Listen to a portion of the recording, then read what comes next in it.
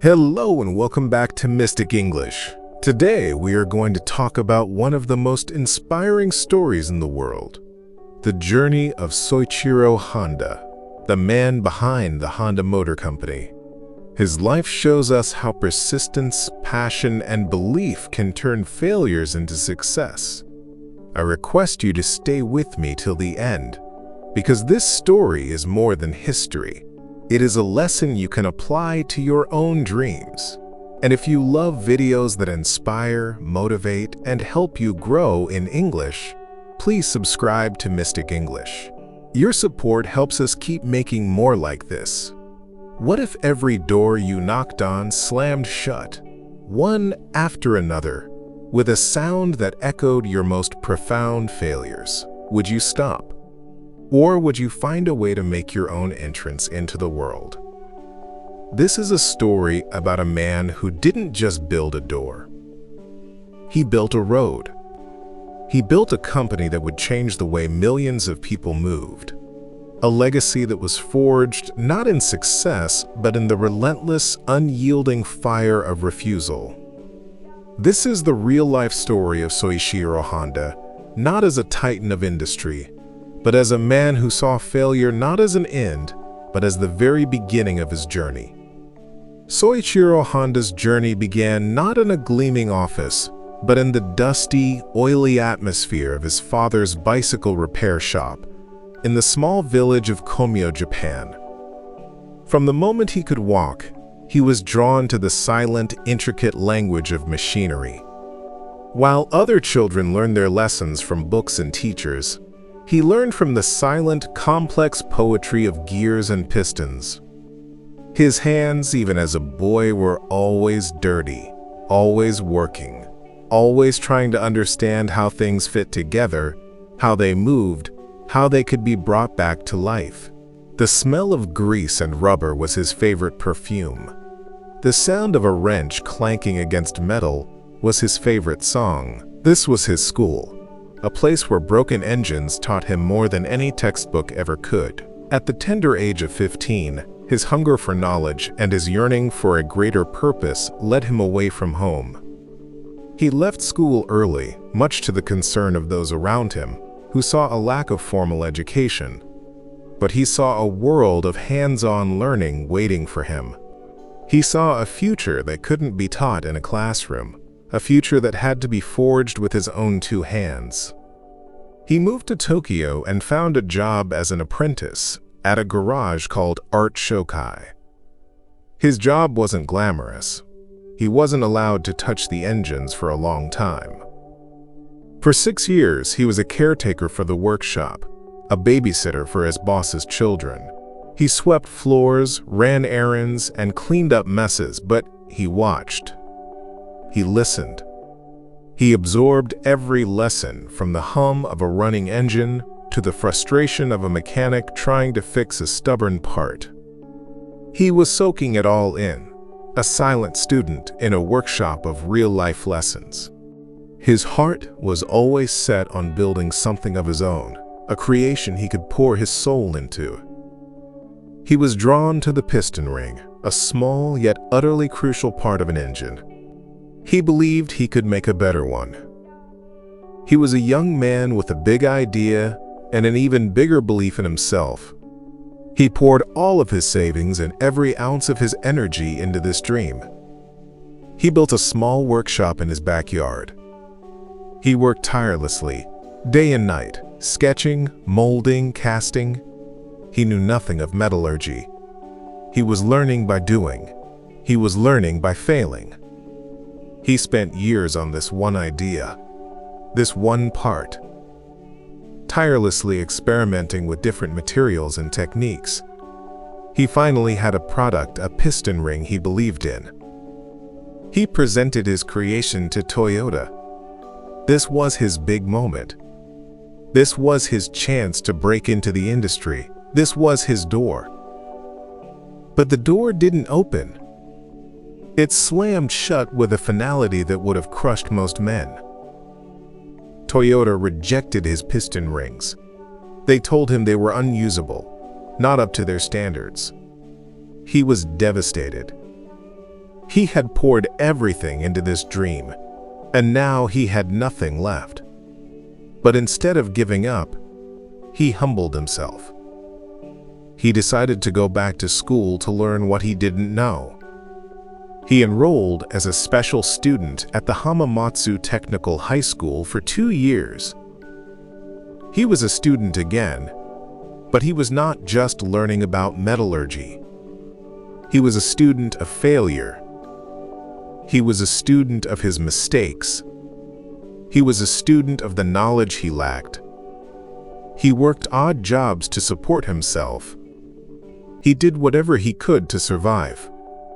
The world was saying no to him at every turn. But every no was just another push, another shove, another reason to keep going. The world said no, he said, not yet. After he finished his studies, he went back to his workshop. He started over. He improved his piston ring. He refined his process. He did not give up. He took his improved piston ring back to Toyota. This time, they accepted his product. His company, Tokai Seiki, was born. He was finally on the path he had dreamed of. But life wasn't done testing him. The brutal, unforgiving reality of World War II took its toll. American bombers destroyed his factory. Fire consumed his dreams. He was left with nothing but rubble and dust. The war ended, and he sold what was left of his company to Toyota for a fraction of what it was once worth. He was, once again, back where he started. His dreams had been built, and then they were shattered. He was a man with nothing but his mind, his hands, and the memories of his failures. But in that rubble, in that dust, a new idea sparked. A new engine was ready to ignite. Post-war Japan was a country on its knees. The infrastructure was in ruins. People needed a way to get around. They needed a way to rebuild their lives. Bicycles were everywhere, but they were slow. They were exhausting. He saw a chance to help. He saw a chance to create something new out of the ashes of his old dreams. He found a surplus of small military engines, the kind used to power generators. He took one. He began to tinker. He began to dream. He attached it to a bicycle. It was crude, it was loud, but it worked.